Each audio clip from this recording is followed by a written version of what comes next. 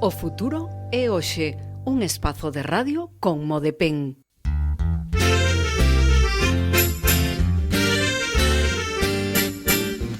Doce 39 minutos, abrimos aquí un novo programa, O futuro é hoxe con Modepen. Como cada 15 días están con nos Alfredo Hernández. Bo día, Alfredo. Hola, bo día. Eloi Delgado. Bo día, Eloi. Hola, bo día.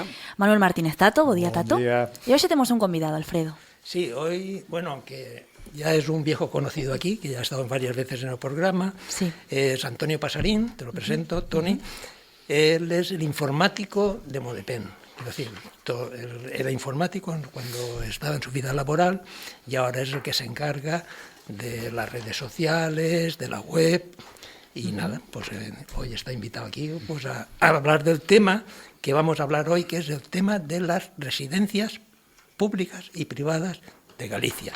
Porque hay unas declaraciones de Rueda. Rueda reafirma su apuesta de dar entrada a participación privada en la gestión del día a día de la Junta. O sea, privatizar todo. Yo diría pues que privaticen el ejército, que privaticen el Congreso, los diputados, que pues al fin y al cabo, en fin, empezamos. O plantexamento do programa de hoxe era deixar este titular medio no ar para abrir esa reflexión. Entón non sei quen quere comenzar, imagino que Eloi. Pois adiante, Eloi, xa che dou a palabra. No, vamos a ver. Sí, efectivamente era un tema que periódicamente íbamos así deixando caer, pero claro, habíamos quedado en que efectivamente había que empezar a tratalo un pouco máis seriamente, é dicir, un tema preocupante. Eu parto de algo que hai que recordarlle sobre todo ao cidadán, é dicir, estamos onde estamos nunha democracia, e se supón que se aprobou unha Constitución. E cando no Parlamento, no Senado, e nas digamos, sedes parlamentarias e demás, é moi curioso que cando se ven entre a espada e a parede recordan sempre que los derechos, la Constitución dice, la Constitución habla. Ben, pois hai un artículo, que é o artículo 50 da Constitución, que dice que os poderes públicos garantirán mediante pensións adecuadas e periódicamente actualizadas a suficiencia económica aos cidadáns durante a terceira idade. Asimismo, e con independencia das obrigas familiares, promoverán seu benestar mediante un sistema de servicios sociais que atenderán seus problemas específicos de saúde, vivenda, cultura e ocio. Partindo desa premisa, é dicir, ademais de un artículo aprobado e que polo que se ve se lle presta moi pouca atención, só é cando se trata de coller votos e de utilizarnos. Eu o que quero recordar é que, en primeiro lugar, en Galiza hai 678.000 pensionistas. No Baixo Miño somos 12.000. E as carencias son enormes. E falando do tema das residencias, hai algo que tamén hai que deixar claro, é dicir, a propia Xunta admite nas súas, digamos, comunicacións oficiais que hai 8.000 prazas nas residencias de Galicia. Pero só o 14% son públicas, ou seja, 1.120. A día de hoxe temos en Galicia un déficit de 14.000 prazas públicas. 14.000. Claro, dado esta situación, e que permanentemente se lle está recordando non solamente a través nosos, sino a través de colectivos que traballan en este entorno, como son pois as asociacións e colectivos de cuidadores, cuidadoras, etcétera, etcétera. Recentemente, o presidente Rueda ven de anunciar, ademais, non só a bomba e platillo, lle faltou a panorama, é dicir, un plan, pero así, textualmente, para a construción de 24 residencias en concellos de menos de 50.000 habitantes. Tomade nota. Pero con 1.800 plazas. Acabamos de decir que temos 14.000, unha carencia de 14.000 plazas públicas. O sea, el no va más. Pero atentos, na mesma comunicación, e ao día seguinte dice: de la mano del sector privado se impulsará o plan de construción máis ambicioso da historia de Galicia. Ole, digo, ole, ole e ole, é dicir, como si isto fose, vamos, xa descubrimos América e vamos a hacer 24 residencias, non decimos, sabemos o que van a facer, a maioría privadas, cos cartos nosos, e as que queden como as de Amancio Ortega, e o Chardou, e a ti agora as privatizas. O sea, vamos ben. O sea, o futuro é agradable, é dicir, como que hai moito que falar, hai moito bacalao que cortar, porque realmente é triste. E estaremos á espera de que, efectivamente, cando se empece, habrá un plan, non sei se bianual, cuatrienal, para facer esas residencias, e no seu momento se sabrá que tipo de residencias, nós xa sabemos por onde van a ir os tiros, e, efectivamente, seguiremos can mismas carencias ou peor. E, ademais, nos tememos que, efectivamente, a maioría sean de carácter privado, porque ao día seguinte, dese día seguinte, é moi curioso, que hai un momento en que xa é mellor non ver a noticia nem ler a prensa.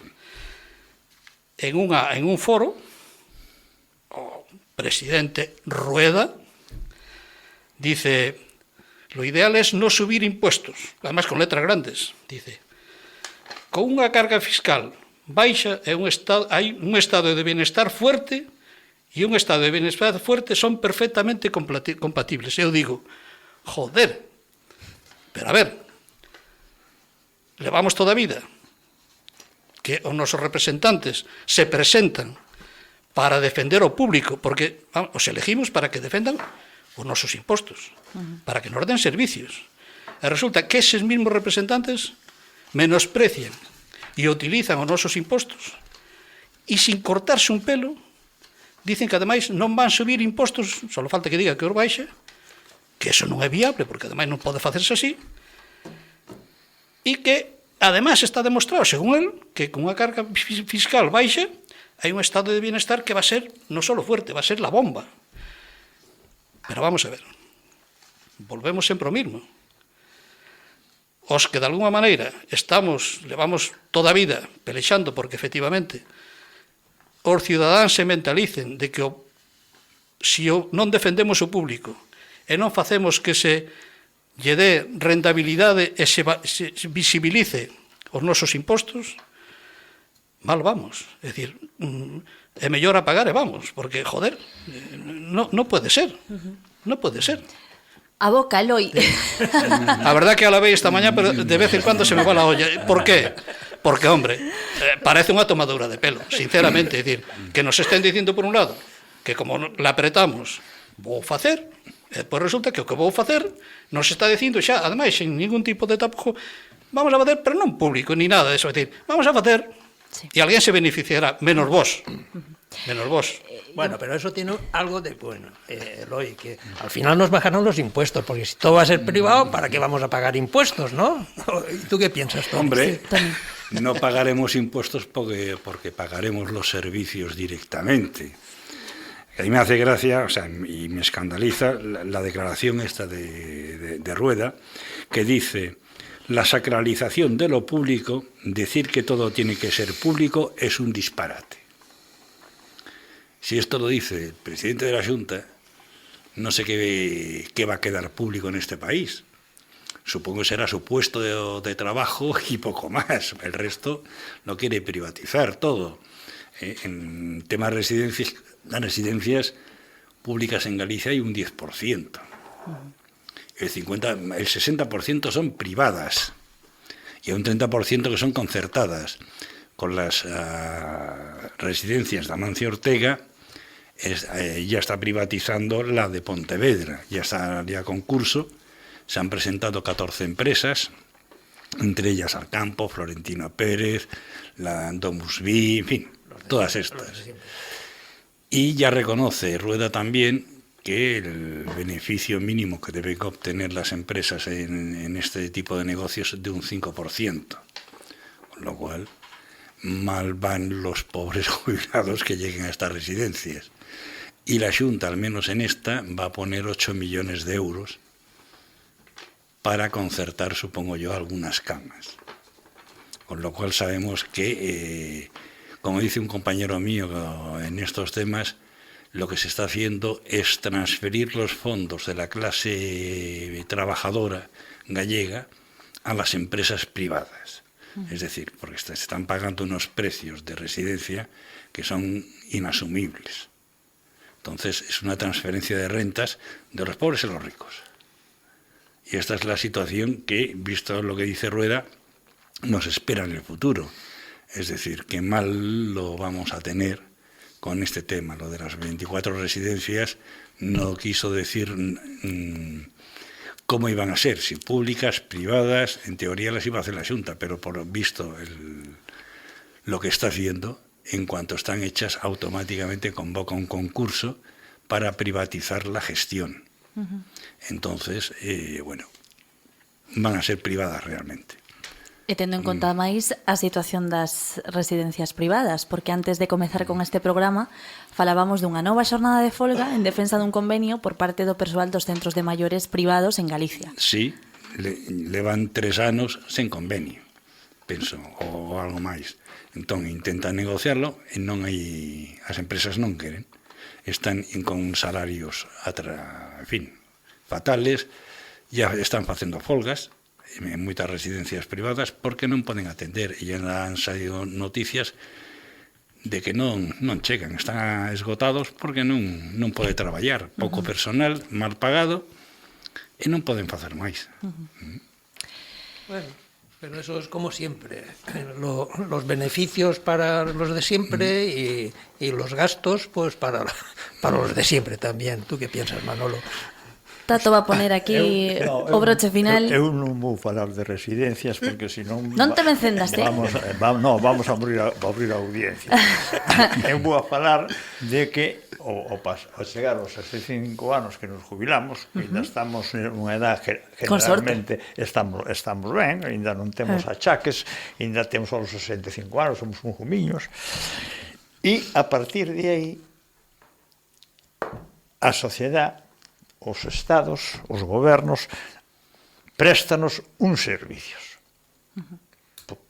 Por desgracia, escasos e moitas veces de moi mala calidad. Os servicios que son por onde das nosas necesidades. Os centros sociocomunitarios.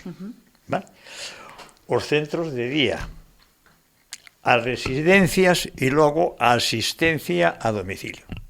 Vamos avanzando, vamos tendo achaques e chega un momento que moitos de nós, a unha edad xa tal, pois estamos solos e necesitamos unha asistencia a domicilio co Estado, normalmente que nos faga comida, que nos limpie, que tal, e que nos levante da cama.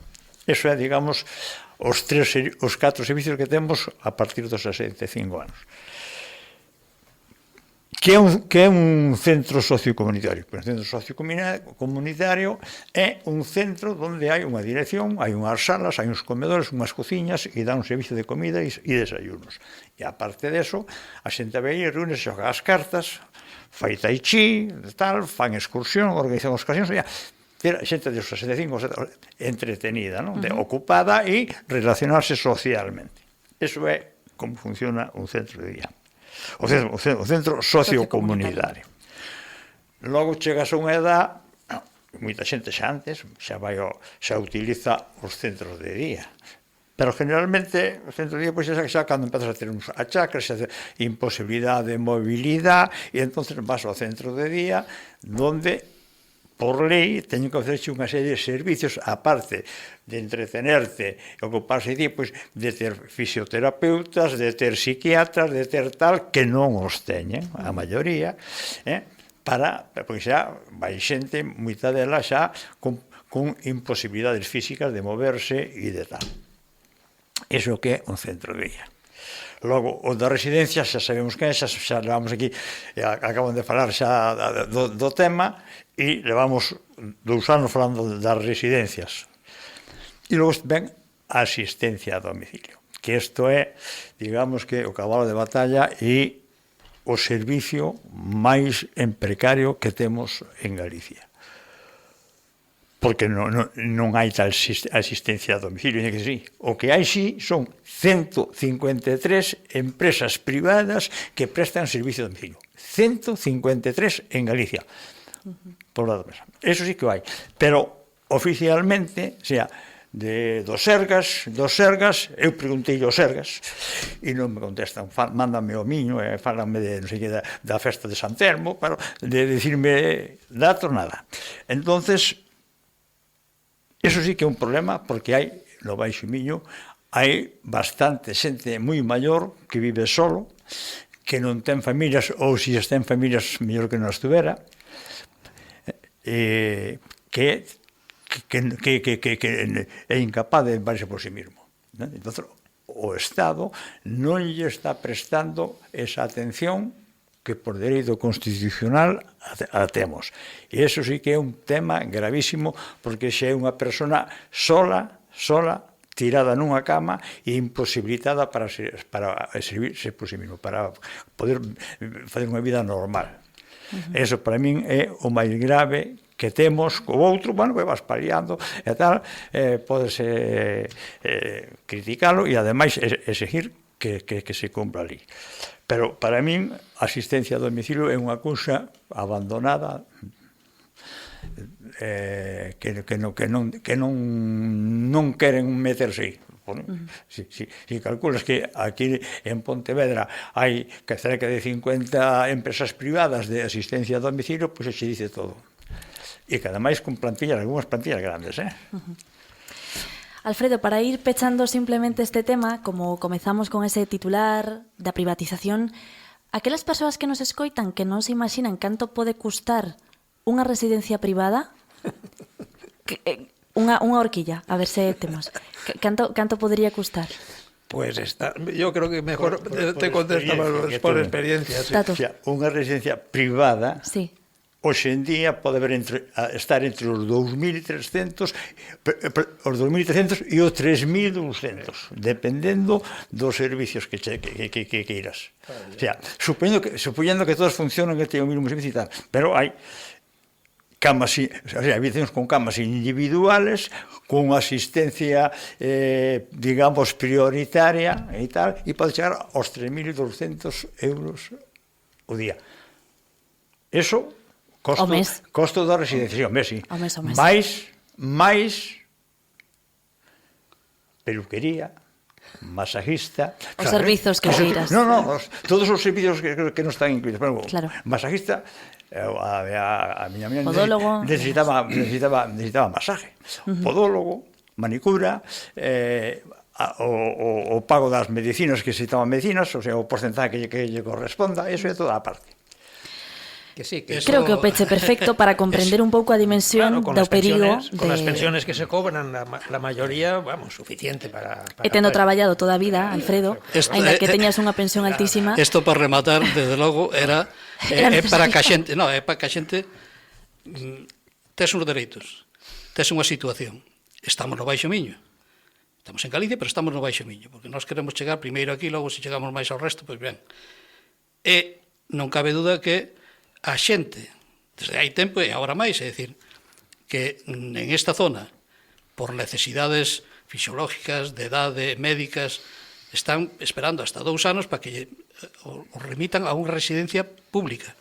A máis cercana, aquí, que temos nós, eu teño referencias, como mínimo de Ourense para arriba, cando aparece unha plaza. É dicir, porque claro, as privadas, a ver quen é o guapo que vai. É dicir, un de cada 1000.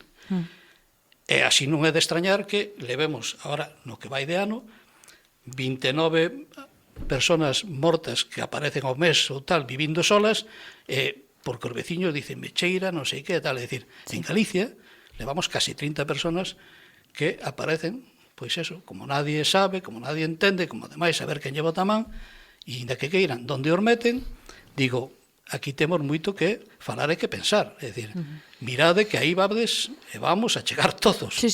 Uns mellor, outros peor, e polo tanto sí que nos preocupa este tema, é un tema que non se soluciona só con un programa. É dicir, aparte dos datos, son datos que estamos botando así encima da mesa porque son os que hai que profundizar porque efectivamente aquí unha de dúas ou nos movemos a estes tiranosaurios que nos gobernan a todos os niveles se mollan e deixan de promocionar xa co que, non sei que máis e miran pa nós e nos dicen a cara que coño pretenden facer con nós, perdón pola palabra. No, hoxe estás sembrado, Eloi. Está claro que non podemos quedarnos quietos, para nada. Unha cosa hai que ter en conta é que o servicio na axuda ao fogar é un servicio municipalizado. Está ben, depende dos concellos. Vale. Eu teño nada máis entendido que a maioría dos concellos o teñen privatizado. É dicir, son empresas privadas o que prestan. E sei que algún concello intentou remunicipalizarlo e gracias a unha lei que sacou Montoro co goberno de Rajoy non poden, porque teñen unhas reglas de gasto, en fin, de débeda e tal, e non poden remunicipalizar servicios. Con lo cual, sabemos, é outra cousa máis que está privatizada e que vai quedar así de tal. Entón, non podemos fazer nada. Pois seguiremos falando deste asunto e de moitos máis como sempre neste programa. O futuro é hoxe con Modepen. Así que moitas grazas aos 4 por estar aquí hoxe un día máis. Gracias a vos. Gracias a vos. Bo día. Gracias, bo día. Y la hucha sin dinero. Ahora quieren que curremos hasta el día del entierro. Y los jóvenes en paro o con indecentes sueldos. O futuro é hoxe, un espazo de radio con Modepen.